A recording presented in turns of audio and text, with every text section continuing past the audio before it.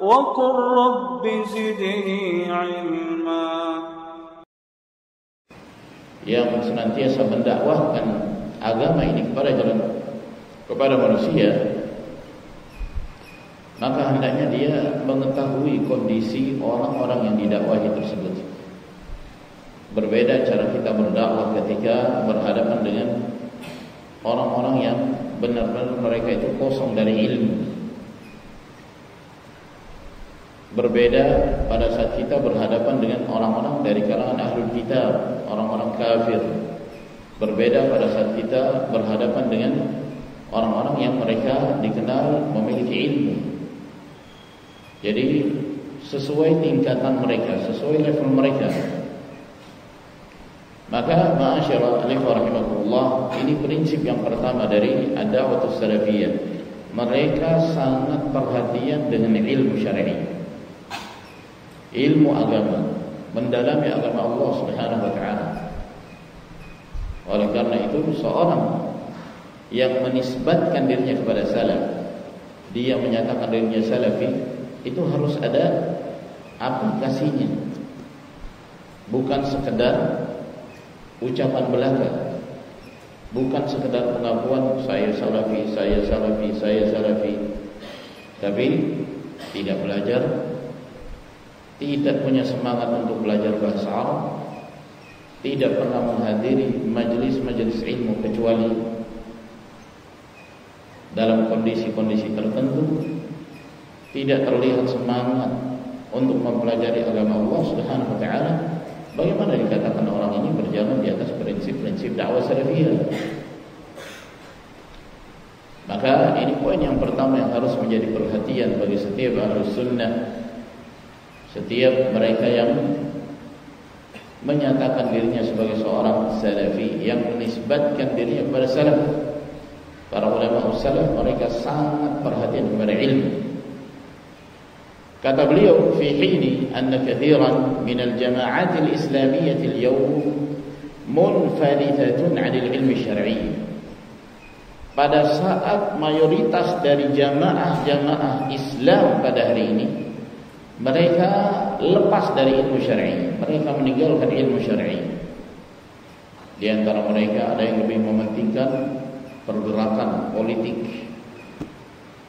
Gimana caranya supaya bisa masuk ke parlemen, gimana caranya supaya bisa membentuk partai, lalu kemudian mengumpulkan orang sebanyak-banyaknya agar memiliki banyak kesempatan mendapatkan kursi di parlemen.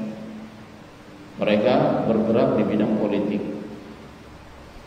Sebagian lagi mereka menyibukkan diri mereka dengan pergerakan-pergerakan, dengan akal-akal mereka, dengan hawa-hawa nafsu mereka, jauh dari ilmu syar'i. Yang dimaksud ilmu syar'i ini adalah ilmu yang bersumber dari kitab Allah, dari sunnah Rasulullah sallallahu alaihi wasallam, dan dari para ulama salaf, dari kalangan para sahabat, para tabi'in atau tabi'in. Bukan dari jamaah-jamaah tertentu yang mereka itu sudah memiliki prinsip-prinsip, aturan-aturan. Siapa yang berjalan di atas aturan itu, maka dialah yang dianggap sebagai saudaranya. Siapa yang tidak berjalan di atas aturan tersebut, maka dia bukan bagian dari jamaah tersebut. Prinsip al-wala wal bara, sikap loyal, sikap berlepas diri dibangun di atas jamaah. Karena jamaah itu sudah punya prinsip-prinsip tertentu. Ikhwan muslimun misalnya, mereka sudah punya prinsip-prinsip di dalam jamaah tersebut. Demikian pula jamaah tabligh misalnya, mereka sudah punya aturan-aturan tersendiri. Kamu tidak berjalan di atas aturan itu, ya keluar, gak dianggap. Kamu harus berjalan di atas apa yang telah mereka tetapkan dari prinsip-prinsip yang itu telah ditetapkan oleh pendiri jamaah tersebut. Begitu pula yang lainnya. Jadi prinsip-prinsip yang mereka letakkan di dalam jamaah tersebut itu bukan berdasarkan prinsip-prinsip yang dibangun di atasnya kitab Allah, dibangun di atasnya sunnah Rasul sallallahu alaihi wasallam dengan pemahaman as-salaf as-salih. Sebagai contoh misal di antara prinsip al-ikhwan muslimun, mereka mengatakan nata'awanu fi ma ittafaqna alayhi wa na'tadiru ba'duna ba'dan fi ma ikhtalafna fihi. Kita saling tolong menolong dalam hal-hal yang kita sepakati. Kalau kita sepakat, ya kita saling membantu, kita saling bahu membahu, kita saling tolong menolong. Tapi kalau kita berselisih, ya sudah, kita saling memberi uzur. Ini dijadikan sebagai kaidah umum di dalam jamaah. Oleh karena itu, terkumpul di dalamnya macam-macam manusia. Macam-macam manusia. Ada yang dari kalangan Ahlus Sunnah, ada yang dari kalangan Syiah Rafidhah, ada yang dari kalangan macam-macam. Yang terpenting kalau kita berselisih, ya sudah, enggak usah ribut. Kita saling memberi uzur.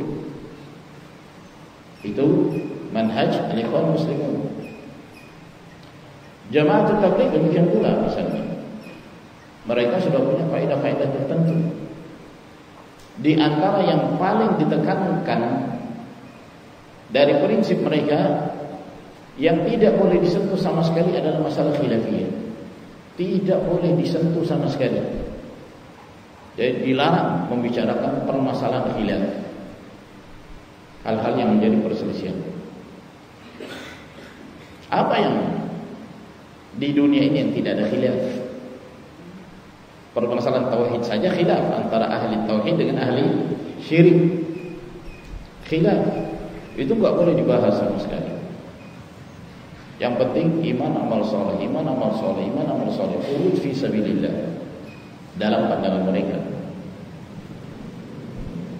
Masyaallah, alhamdulillah. Begitu pula jamaah-jamaah yang lain. Kalau kita perhatikan, mereka sudah punya prinsip-prinsip tersendiri yang kalau seseorang mau mengikuti prinsip itu, maka dialah yang dianggap sebagai saudara mereka.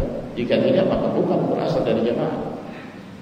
Walaupun orang itu berjalan di atas kitab Allah dan sunnah Rasul sallallahu alaihi wasallam. Tatkala mereka diingatkan bahwa apa yang kamu sampaikan ini tidak benar, mereka tidak peduli.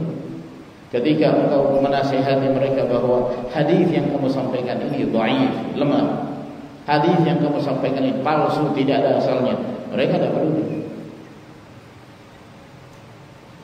Jadi ma'asyiral ikhwan rahimakumullah, beginilah kondisi jamaah-jamaah yang mereka menisbatkan kepada Islam. Kata beliau, wa fi hini anna katsiran min atba'i tilka al-jama'at munfalitun 'anil ilmi syar'i. Dan dalam keadaan mayoritas dari para pengikut jamaah-jamaah tersebut, mereka melepaskan diri mereka dari ilmu syar'i. Mereka tidak mementingkan ilmu. Mereka tidak komitmen di dalam mempelajari agama Allah Subhanahu wa taala dengan cara yang hak, dengan cara yang benar. Mereka tidak mementingkan belajar tauhid. Mereka sangat memandang enteng ilmu syar'i itu. Tapi mereka begitu gencarnya berkoar-koar, tegakkan khilafah, tegakkan khilafah, tegakkan syariat Islam. Dia sendiri tidak menegakkan syariat Islam. Dia sendiri bodoh, dia tak belajar. Gimana dia akan menegakkan daulah Islamiyah? Bagaimana dia bisa menegakkan syariat Islam sementara dia sendiri tidak perhatian terhadap syariat Islam? Yang merupakan inti utama dari syariat Islam adalah ilmu. Iya. Ini mereka tidak peduli. Mereka hanya bisa berteriak-teriak, mereka hanya bisa berkoar-koar. Khilafah, khilafah, khilafah, khilafah. Ya. Lalu kemudian membangkitkan semangat anak-anak muda untuk melakukan tindakan-tindakan brutal tanpa ilmu. Sampai di antara mereka ada yang melakukan penghukuman bunuh diri dengan persangkaan bahwa itu adalah amalan yang mulia, menyangka bahwa itu adalah bagian dari jihad fisabilillah. Ini semua ma'asyiral muslimin rahimakumullah disebabkan karena jauhnya mereka dari ilmu agama. Mereka tidak mementingkan ilmu syar'i. Fa inna da'wata salafiyyah tuwalli talab al-ilm syar'i ahamiyatan kabirah. Maka dakwah salafiyah ini merekalah yang mementingkan ilmu syar'i itu, mempelajari agama Allah Subhanahu wa taala itu. Mereka sangat perhatian besar mereka tertuju kepada ilmu. Idh huwa ar-rakizatu wal asasul matin alladhi taqumu alaihi al-hayah. Sebab ilmu itu adalah merupakan inti utama yang paling kokoh yang di atasnya dibangun kehidupan ini, yang di atasnya dibangun kehidupan ini. Fa bina'ul fardi wa bina'ul mujtama' la yaqumani wa la yasluhani illa bil ilmi syar'i. Maka membangun individu orang per orang dan membangun masyarakat itu tidak akan bisa ditegakkan dan tidak akan bisa diwujudkan kecuali dengan ilmu syar'i. Oleh karena itu, di antara ucapan para ulama yang masyhur, mereka mengatakan aqimu daulatal Islam fi qulubikum tuqam fi ardikum. Tegakkan daulah Islam itu di dalam hati-hati kalian dulu. Tegakkan daulatul Islam di dalam hati kalian. Tanamkan tauhid, tanamkan akidah yang benar, belajar.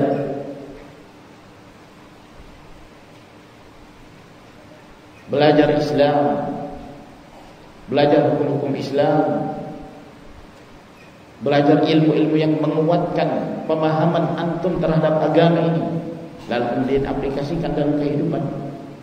Apabila setiap dari kaum muslimin mereka berjalan di atas prinsip ini, maka akan tegak ya disebut sebagai daulatul Islam yang memahami syariat Islam dan menegakkan syariat Islam.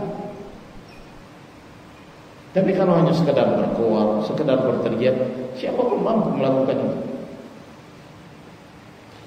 Jadi kata beliau, membangun individu, membangun masyarakat itu tidak akan bisa ditegakkan kecuali dengan ilmu agama ini. Perhatian terhadap ilmu agama. Walidha fa inna Allah subhanahu wa ta'ala amara nabiyahu Muhammadan sallallahu alaihi wa ala alihi wasallam bil ilmi qabla al qawli wal amal. Oleh karena itu Allah subhanahu wa ta'ala memerintahkan nabinya Muhammad sallallahu alaihi wasallam untuk berilmu terlebih dahulu sebelum berkata dan sebelum beramal. Ini Allah perintahkan kepada Rasulnya sallallahu alaihi wasallam, berilmu terlebih dahulu sebelum kamu mengucapkan sesuatu dan sebelum kamu mengamalkan sesuatu. Faqala Allah subhanahu wa ta'ala, di mana Allah jalla wa ala berfirman, fa'lam annahu la ilaha illallah wastaghfir li dhanbik walil mu'minina wal mu'minat. Berilmulah kamu la ilaha illallah dan beristighfarlah kamu terhadap dosa-dosamu. Demikian pula untuk kaum mukminin dan mukminat. Maka ayat ini perintah dari Allah kepada Rasulnya sallallahu alaihi wasallam, berilmulah kamu, fa'lam. Ilmu apa itu? La ilaha illallah. Ini ilmu yang paling utama, ilmu tauhid. Berilmu terlebih dahulu. Al-Imam Al-Bukhari rahimahullah, tatkala beliau menyebutkan ayat ini di dalam kitab sahihnya, beliau menyebutkan bab al-ilmu qabla al-qawli wal amal. Berilmu sebelum berkata dan berbuat. Ini prinsip dakwah salafiyah. Oleh karena itu, ma'asyiral ikhwan, di dalam dakwah ini, di dalam agama ini, seorang tidak boleh sembarang mengucapkan sesuatu, menyampaikan sesuatu tanpa dasar ilmu. Di dalam agama Allah Subhanahu wa ta'ala, ini termasuk di antara dosa yang paling besar yang diperingatkan oleh Allah Subhanahu wa ta'ala, wa an taqulu 'ala Allahi ma la ta'lamun. Ketika engkau mengucapkan sesuatu atas nama Allah yang kalian tidak berilmu tentangnya, kalian tidak mengetahui, ini dosa yang paling besar. Bahkan disebutkan oleh Allah Subhanahu wa ta'ala, dosa ini lebih besar daripada dosa syirik, menyekutukan Allah. wa an tusyriku billahi ma lam yunzil bihi sultana wa an taqulu 'ala Allahi ma la ta'lamun. Engkau menyekutukan Allah Subhanahu wa taala dan engkau mengucapkan sesuatu atas nama Allah, atas nama agama ini yang kalian tidak memiliki ilmu tentangnya. Dosanya sangat besar. Makanya seseorang dalam urusan agama ini, kalau dia tidak punya ilmu, jangan dia berani menjawab sesuatu. Menurut hemat saya, kayaknya jawabannya halal, sepertinya jawabannya haram, dengan menduga-duga semata tanpa ilmu. Ini bukan prinsip dalam manhaj salafi. Seorang apabila dia tidak memiliki ilmu tentangnya, dia mengatakan la adri, saya tidak tahu, wallahu a'lam, Allah yang lebih mengetahui, mengembalikan ilmunya kepada Allah Subhanahu wa taala. Oleh karena itu seorang alim, setinggi apapun ilmunya, kalau dia tidak tahu, dia akan mengatakan saya tidak tahu. Itulah ilmu. Menjawab sebuah pertanyaan dengan la adri, saya tidak tahu, dia telah menjawab separuh dari pertanyaan itu, sebagaimana yang disebutkan oleh para ulama. Ada seseorang datang kepada Imam Malik rahimahullah, membawa puluhan pertanyaan, yang dijawab hanya segelintir saja. Yang lainnya beliau menjawab, saya enggak tahu, saya enggak tahu, saya enggak tahu. Itu adab. Ma'asyiral ikhwan rahimakumullah. Dan itu bagian dari ilmu. Wa nahnu innama ja'alna al-ilma bidayat al-usul. Kata beliau, dan kita menjadikan ilmu itu sebagai prinsip yang utama, prinsip yang pertama, li'anna subula katsira. Sebab jalan-jalan itu banyak. Jalan-jalan itu banyak. Wa kulluha subul matahat illa sabila Rasulillah sallallahu alaihi wasallam. Dan semua jalan-jalan itu adalah merupakan jalan-jalan kesesatan, kecuali siapa yang berjalan di atas jalannya Rasulullah sallallahu alaihi wasallam. Jalan-jalan banyak, tapi mayoritasnya sesat. Mayoritasnya jalan-jalan penyimpangan, kecuali jalan yang ditempuh oleh Rasulullah sallallahu alaihi wasallam. Kama qala Allah azza wa jalla, sebagaimana firman Allah Subhanahu wa taala, wa anna hadha sirati mustaqiman fattabi'uhu wa la tattabi'us subula fatafarraqa bikum an sabilihi. Sesungguhnya ini adalah jalanku yang lurus. Allah Subhanahu wa taala menyebut sirati, jalanku. Sirat itu bentuknya tunggal, mufrad, yang menunjukkan satu. Dari sini kata para ulama, mereka mengatakan bahwa jalan kebenaran itu hanya satu. Wa anna hadza sirati mustaqiman, inilah jalanku yang lurus, maka ikutilah jalan yang satu itu. Wala tattabi'us subul, dan jangan kalian mengikuti jalan-jalan. Disebutkan dalam bentuk jamak untuk menerangkan bahwa jalan-jalan kesesatan itu banyak sekali, sementara jalan kebenaran hanya satu. Wala tattabi'us subul fatafarraqa bikum an sabilihi, jangan kalian mengikuti jalan-jalan kesesatan. Hal itu menyebabkan kalian berpecah belah dari jalan Allah Subhanahu wa ta'ala. Jadi jalan kebenaran hanya satu. Dan itu yang disebutkan dalam surah Al-Fatihah, Ihdina as-sirata al-mustaqim. Tunjukilah kami ya Allah as-sirata, jalan yang lurus. Disebutkan satu, tidak banyak. Selain dari jalan yang lurus itu, yang lainnya adalah merupakan jalan-jalan kesesatan, jalan-jalan penyimpangan, jalan-jalan yang akan mengantar kepada neraka jahanam. Jalan yang mana yang disebut as-siratul mustaqim itu? Jalan yang mana yang itu adalah merupakan jalan kebenaran satu-satunya?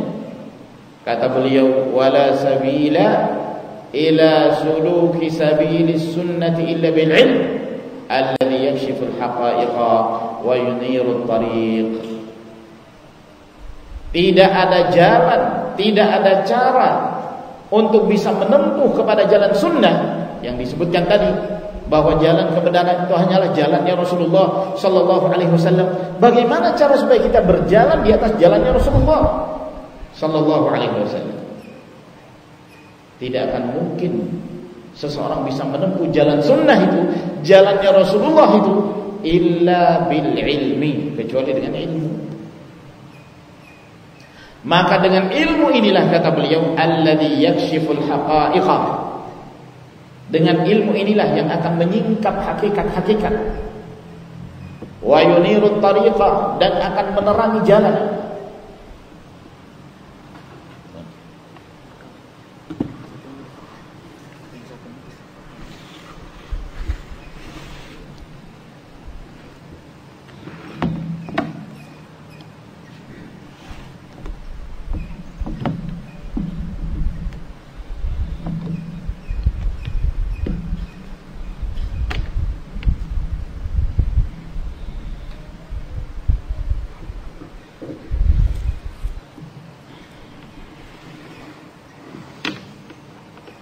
Jadi kata beliau, tidak akan mungkin seseorang itu bisa berjalan di atas jalannya Rasulullah sallallahu alaihi wasallam kecuali dengan ilmu. Ilmu apa? Ilmu yang diajarkan oleh Nabi sallallahu alaihi wasallam. Ilmu apa yang diajarkan oleh Nabi sallallahu alaihi wasallam? Al-Qur'an Karim dan sunnah Nabi sallallahu alaihi wasallam. Taraktu fikum amrayn ma in i'tasamtum bihima lan tadhillu abadan, kitaballahi wa sunnati. Aku tinggalkan untuk kalian dua pedoman. Itulah ilmu yang ditinggalkan, yang telah diwariskan oleh Nabi sallallahu alaihi wasallam kepada umatnya. Dua hal, selama kalian berpegang teguh dengan keduanya, maka kalian tidak akan tersesat selama-lamanya, yaitu kitabullah dan sunnah. Siapa yang menyampaikan kitabullah dan sunnah kepada umat ini? Melalui jalurnya para sahabat. Para sahabat Nabi sallallahu alaihi wasallam yang mereka hidup bersama Rasulullah sallallahu alaihi wasallam. Mereka mengetahui di mana ayat itu diturunkan. Mereka mengetahui kapan Rasulullah sallallahu alaihi wasallam mengucapkan sabdanya. Mereka adalah orang-orang yang paling mengerti tentang makna yang terkandung di dalam kitab Allah dan sunnah Nabi sallallahu alaihi wasallam. Oleh karena itu, termasuk di antara kaidah yang disebutkan oleh para ulama, perkataan sahabat itu hujjah. Perkataan sahabat hujjah, selama tidak ada yang menyelisihinya dari kalangan para sahabat yang lain. Qaulus sahabi hujjatun 'alal ashah ma lam yukhalif mithlahu fama rajah. Ucapan seorang sahabat itu merupakan hujjah menurut pendapat yang paling sahih, karena mereka orang paling mengerti tentang kitabullah dan sunnah Nabi sallallahu alaihi wasallam. Dan merekalah yang senantiasa dipuji, disanjung oleh Allah dan Rasulnya sallallahu alaihi wasallam. Ketika Nabi menyebutkan tentang golongan selamat, siapa mereka? Ma ana alaihi al-yawma wa ashabi, siapa yang berjalan di atas jalanku dan jalannya para sahabat. Ketika Rasulullah sallallahu alaihi wasallam menyampaikan solusi kepada umat ini pada saat terjadi perselisihan dan perpecahan di tengah-tengah umat, apa solusinya? Alaikum bisunnati wa sunnatil khulafa'ir rasyidin al-mahdiyyin min ba'di. Wajib bagi kalian untuk berpegang teguh kepada sunnah dan sunnah al-khulafa'ur rasyidun. Mereka orang-orang yang diberi hidayah, para sahabat radhiyallahu ta'ala. Jadi tidak akan mungkin seorang bisa menempuh jalan sunnah ini kecuali dengan ilmu. Maka dengan ilmu ini yakshiful haqa'iqa wa yunirut tariqa, akan menerangi hakikat segala hal dan akan menerangi jalan seorang muslim. Walidzalika qala Allah azza wa jalla, oleh karena itu Allah Subhanahu wa taala berfirman, qul hadhihi sabili, katakan Siapa yang diperintahkan untuk mengatakan? Allah memerintahkan kepada Rasulnya sallallahu alaihi wasallam, "Ai qul ya Muhammad," yaitu katakanlah wahai Muhammad, "Hadhihi sabili." Inilah jalanku. Apa itu jalannya Nabi sallallahu alaihi wasallam? Yang Allah memerintahkan kepada beliau untuk menyampaikan kepada umat ini, inilah jalanku. Yang mana itu? Ad'u ila Allah. Aku mengajak manusia kepada jalan Allah. Ala basiratin, di atas basirah, di atas ilmu, di atas hujjah.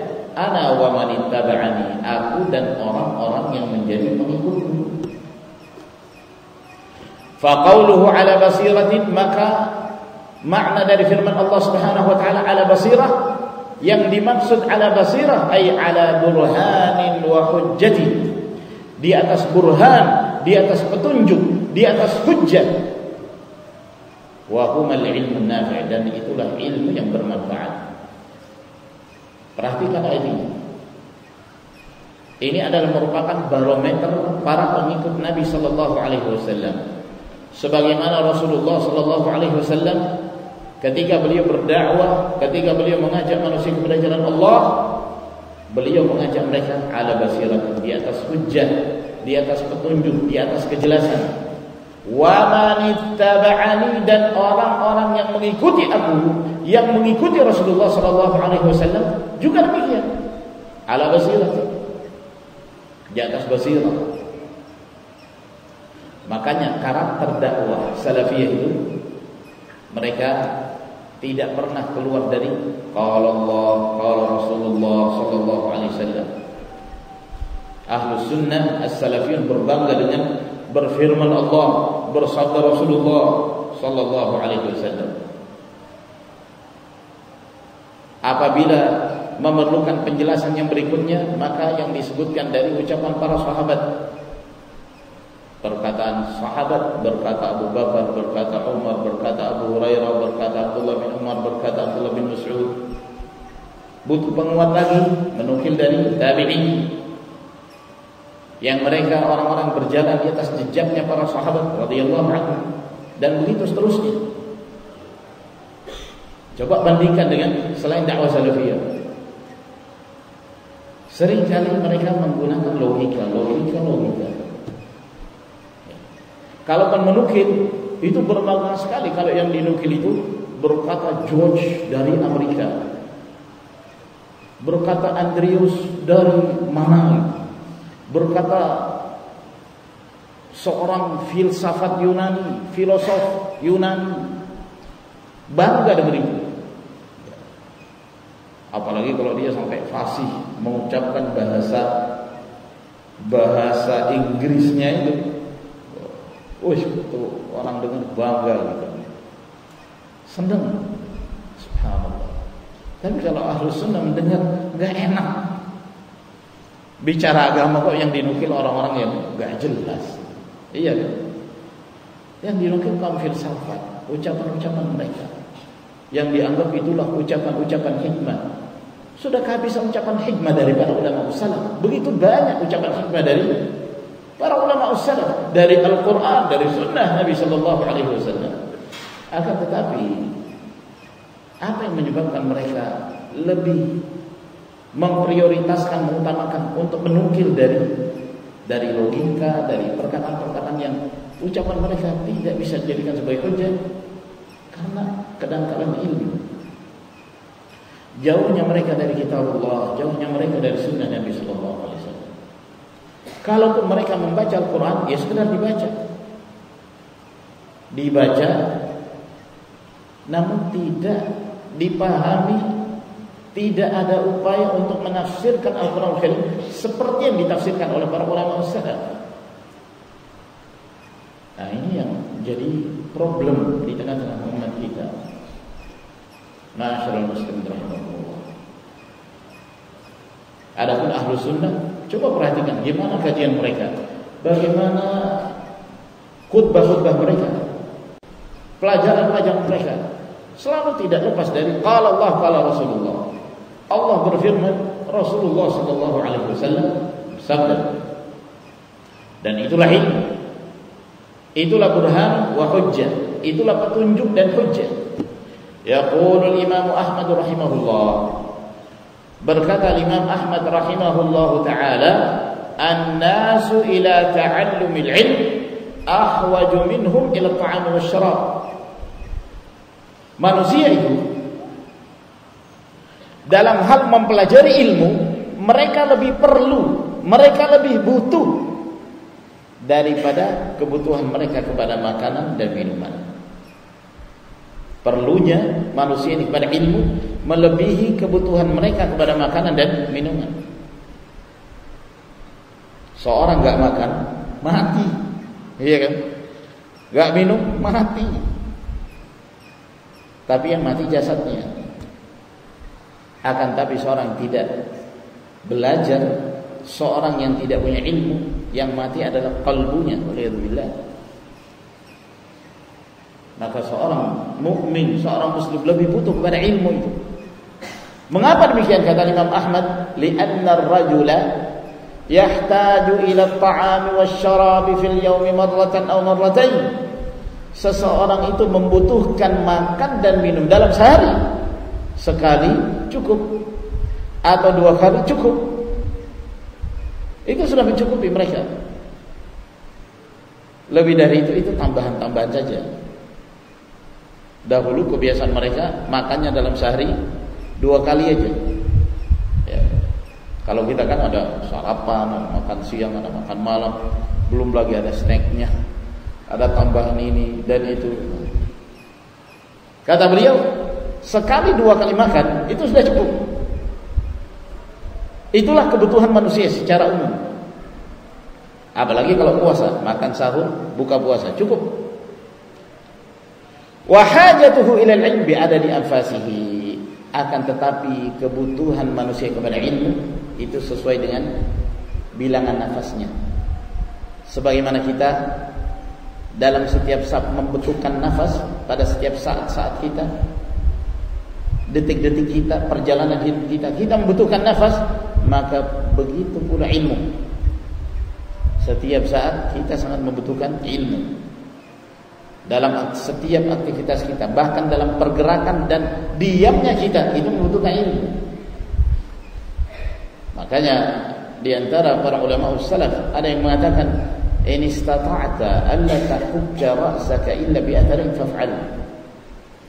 Apabila engkau mampu untuk tidak menggaruk kepalamu kecuali dengan dalil, lakukan. Mau garuk kepala, dalilnya apa ya?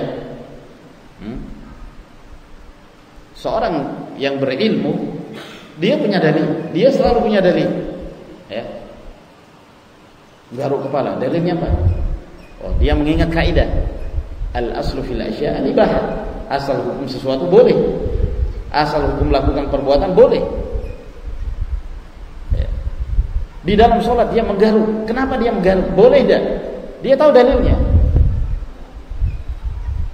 Intinya, ma'asyiral ikhwah rahimakumullah, seorang yang berilmu, dia akan mengetahui apa yang harus dia lakukan. Baik pada saat dia melakukan pergerakan dan pada saat dia berdiam diri. Dia punya ilmu. Inilah yang dimaksud oleh Imam Ahmad rahimahullah.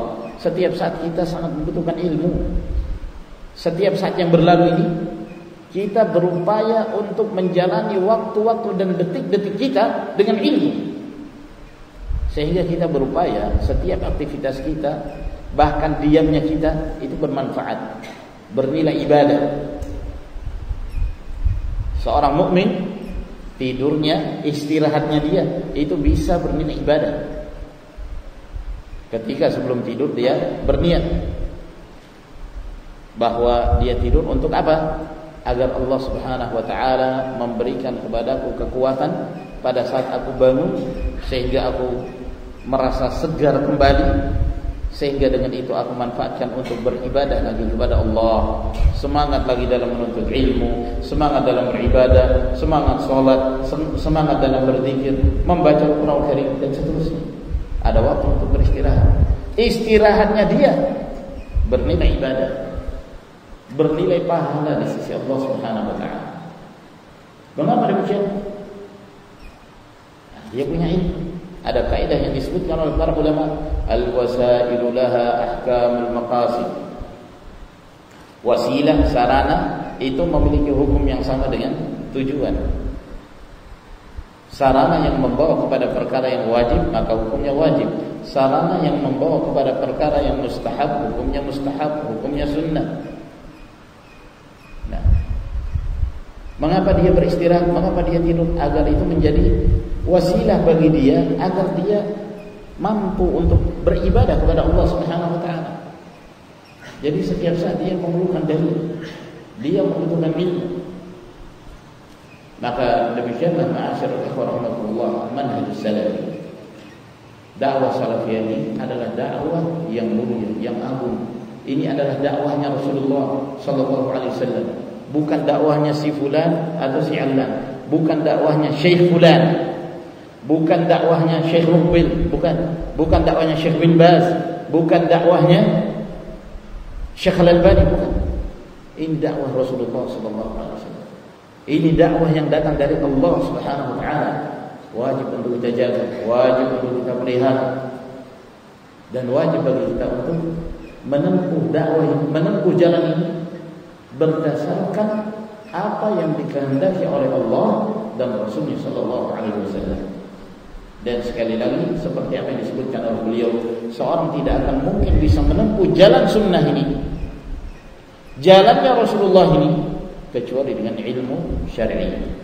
Oleh karena itu, belajar masing-masing sesuai dengan kemampuannya. Kita belajar itu bukan hanya sekedar supaya kita tahu, tidak, bukan hanya sekedar itu. Namun kita belajar, kita menuntut ilmu dalam keadaan kita meyakini bahwa itu ibadah. Kita sedang beribadah kepada Allah Subhanahu wa taala. Seperti halnya antum sholat wajib, sholat sunnah. Kenapa kamu melakukan itu? Karena itu ibadah. Engkau mendekatkan diri kepada Allah, engkau mengharapkan pahala. Maka demikian pula menuntut ilmu.